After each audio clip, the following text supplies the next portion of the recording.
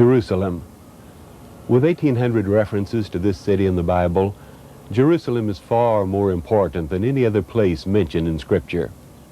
The city is more than 4,500 years old.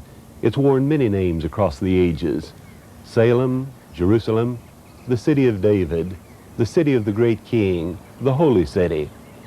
And Jerusalem is a holy city built on Mount Moriah, as Eliashib of Bethlehem reminds us. Now, Moriah means the chosen place, and that's where the three great religions meet. It's a holy place for the Jew, for the Christians, for the Muslims. And that's why one of the Psalms of David, it says, when there is peace in Jerusalem, there is peace all over the world. When Abraham met Melchizedek, king of Salem or Jerusalem, the city was very small, and it was located on the hill Ophel, south of the present walled city. This area is now called the City of David, and excavations by Kathleen Kenyon have shown that this early city that David captured lay entirely outside the present south wall. After David captured Jerusalem, he bought a threshing floor on Mount Moriah to the north, and there Solomon built the temple where the Dome of the Rock now stands. Under the kings of Judah, Jerusalem grew to the west, then was destroyed by Nebuchadnezzar in 587 BC, and then it was rebuilt after the return from Babylonian exile. Jerusalem is about 35 miles from the Mediterranean Sea and about 15 miles from the Jordan River. It's in the hill country of Judea, 2,500 feet above sea level. Jerusalem is a divided city. It's divided between Jews and Arabs, and it's divided between the old and the new, the ancient and the modern. The modern Israeli city of Jerusalem has a population of 500,000.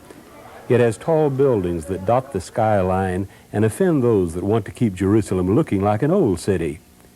It has the Israel Museum, the Shrine of the Book where the Dead Sea Scrolls are on display, and the Knesset where the Israeli Parliament meets.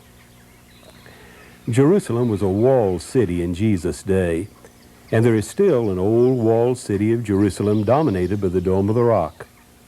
But the present walls are not the ancient walls that were standing in Jesus' day. The city has been destroyed and rebuilt again and again.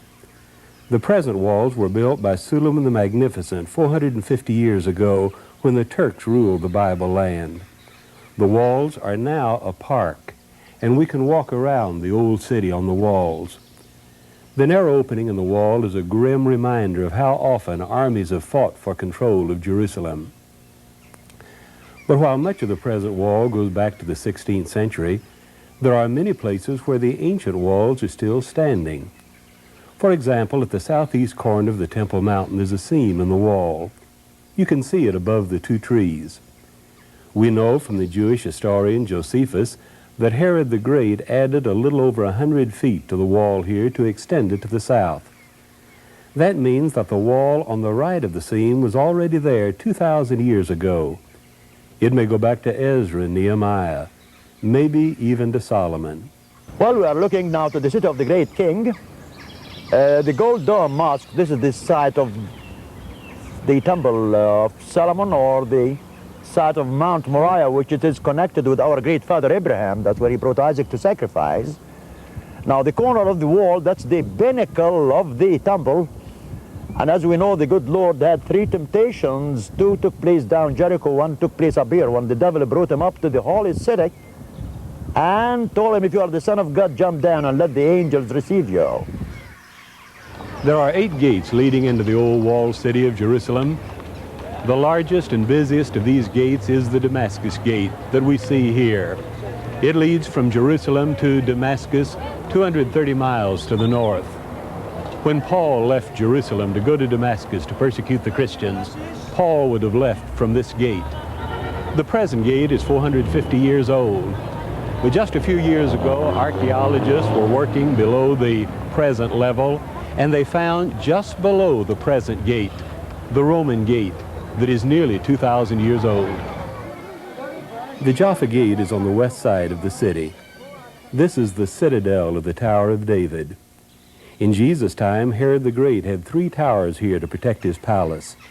Part of one of those towers is still standing. The Golden Gate is in the eastern wall, facing the Mount of Olives. The gate that we see was built in the 16th century, but the ancient gate lies buried below it. This was the gate that Jesus came through on his triumphal entry into the city. This historic gate has worn 3 names, as Elias explains. But if we go back to Matthew 21:1, Jesus rode the donkey from Bethphage and he went into the city through the eastern gate. That was the name. In Acts 3, John and Peter healed a man on a gate called Beautiful, the same gate, and the third name now is Golden Gate. The name were given after the money changers. That's where the money changers used to be seated, exchanging the Roman coin to a Jewish coin, and that's how the name were given, Golden Gate. The area within the old walled city is less than 1 square mile, but it's bustling with busy people. The present streets are not the ones Jesus walked on. The city has been destroyed and rebuilt several times, so the streets of Jesus' day lie buried several feet below the present streets. But the sights and sounds and smells of old Jerusalem haven't changed very much in 2,000 years. The bustle of people, animals carrying their loads through the streets, animal manure littering the streets.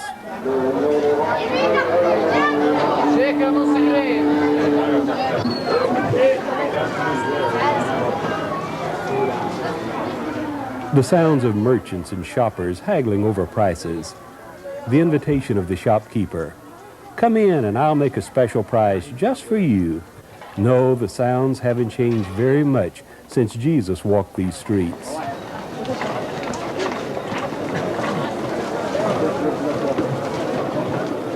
Somewhere in this old city on ancient streets, Jesus ministered to the masses. He taught the people. He was tried and condemned, and he carried his cross along a way of sorrows to Calvary.